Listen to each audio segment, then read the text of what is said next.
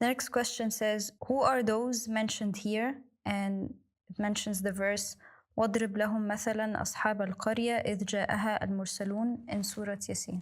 This verse is referring actually to the disciples of Jesus Christ when they were sent to the city of Antioch.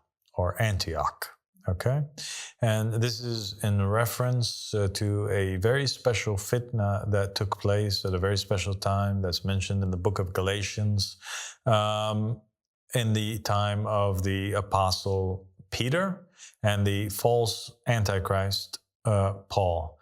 Basically, what had taken place is that Paul had traveled to Antioch, and he was over there, and he was angry, and he went over there with one of his companions. And the reason why he went over there was to confront a couple of the messengers. So these messengers were trying to teach these new believers that in order to complete their faith, they also had to adhere to the Jewish law.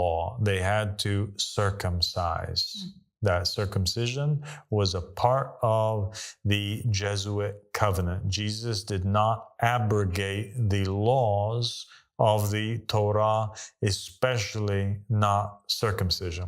Okay? Yes. Paul had a different opinion.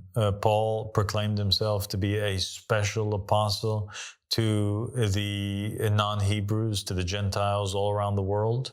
He considered that the 11 or 12 apostles that actually met Jesus Christ and lived with him, that these ones were limited only to the Jews, and that he had the task alone to be the supreme authority and messenger to all the rest of mankind.